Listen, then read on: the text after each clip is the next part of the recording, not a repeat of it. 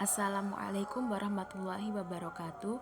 Saya Alvina Rahmawati dari kelas Tahlil Lughawi A, NIM 932500219. Di sini saya akan menjelaskan tentang kesalahan berbahasa berdasarkan tantangan linguistik bidang formologi. Yang pertama, pengertian morfologi. Secara etimologi, kata morfologi berasal dari dua kata, yaitu morph dan logi. Kata morph yang berarti bentuk dan kata logi yang berarti ilmu. Menurut Ramlan, morfologi merupakan bagian dari ilmu bahasa yang membicarakan atau mempelajari seluk-beluk bentuk kata serta pengaruh perubahan-perubahan bentuk kata terhadap golongan dan arti kata. Menurut Mulyana, istilah morfologi diturunkan dari bahasa Inggris morphology yang berarti cabang ilmu linguistik yang mempelajari tentang susunan atau bagian-bagian kata secara gramatikal. Menurut Samsuri, morfologi merupakan cabang linguistik yang mempelajari struktur dan bentuk-bentuk kata. Berdasarkan definisi para ahli di atas, dapat disimpulkan bahwa yang disebut dengan morfologi adalah kajian linguistik yang membahas tentang perubahan bentuk kata dan bagian-bagiannya secara gramatikal untuk mendapatkan makna yang berbeda di setiap perubahannya. Selanjutnya, kesalahan berbahasa dalam bidang morfologi.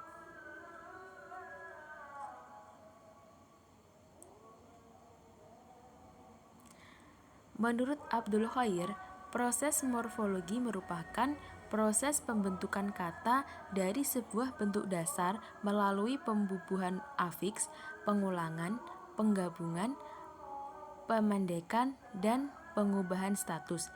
Proses morfologi melibatkan komponen 1. Bentuk dasar, 2. Alat pembentuk, 3. Makna gramatikal, 4. Hasil proses pembentukan. Proses afiks atau afiksasi menurut Mansur adalah bentuk kebahasaan terikat yang hanya mempunyai arti gramatikal yang merupakan unsur langsung suatu kata, tetapi bukan merupakan bentuk dasar yang memiliki kesanggupan untuk membentuk kata-kata baru.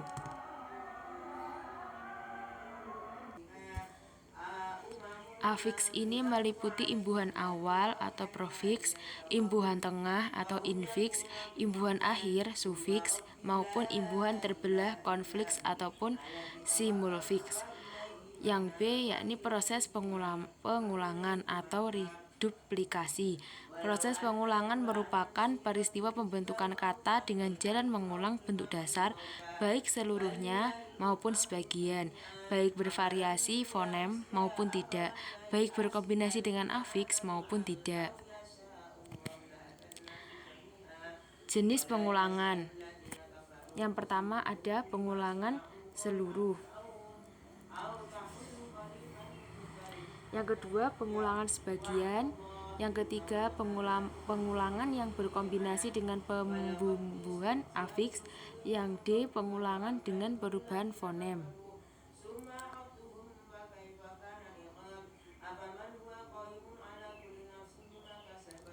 Pengulangan seluruh merupakan pengulangan bentuk dasar secara keseluruhan. Misalnya, bentuk dasarnya hati.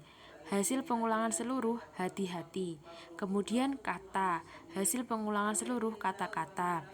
Kemudian pengulangan sebagian merupakan pengulangan bentuk dasar secara sebagian tanpa perubahan fonem.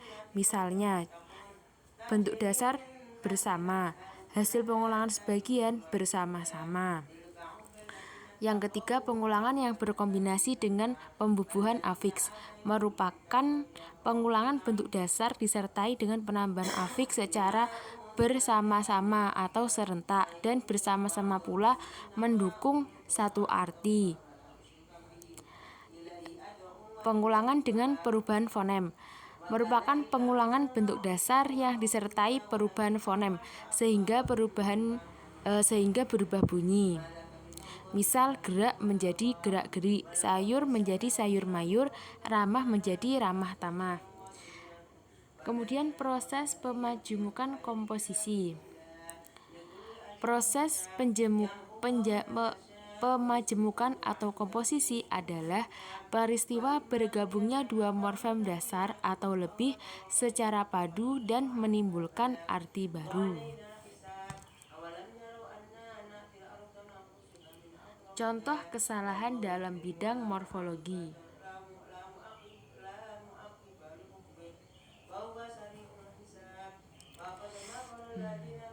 Kesalahan morfologi merupakan kesalahan dalam memakai bahasa disebabkan salah memilih afiks, salah menggunakan kata ulang, salah menyusun kata majemuk, dan salah memilih bentuk kata. Seperti dalam contoh ini. Ahmad tahmilu surati alal Facebook. Koreksiannya, Ahmad yahmilu asurati alal Facebooki. Penjelasan dari kesalahan morfologi di atas yakni kesalahan terletak pada kata tahmilu, yaitu pada perfik ta. Kata tersebut seharusnya menggunakan perfik ya, karena yang dimaksud adalah untuk laki-laki. Laki-laki satu ghaib, sehingga yang benar adalah yahmilu. Kemudian kesalahan yang kedua juga memiliki pola yang hampir sama, yakni Fatimatu tayammumu biturabi. Tayamuma biturabi. Kesalahan kedua ini penggunaan kata tayamumu dirasa kurang tepat karena yang dimaksudkan adalah Fatimah, sedangkan tayamum perempuan satu ghaib jika pekerjaan yang dilakukan adalah sekarang atau akan datang, maka digunakan fi'il mudhari dan bentuk yang tepat untuk pola tersebut adalah tatayammamu. Kemudian kesalahan pada pola kalimat yang ketiga, baniya baitu biramli wa usamitu. Yang dimaksud adalah rumah dibangun dengan pasir dan semen, yakni menunjukkan pekerjaan yang tidak disebutkan pelakunya atau disebut dengan fi'il majhul. Akan tetapi pada kata bunia tidak menunjukkan pola fi'il majhul, tapi fi'il maklum. Jadi pola yang benar adalah bunia al-baitu biramli wa usamitu.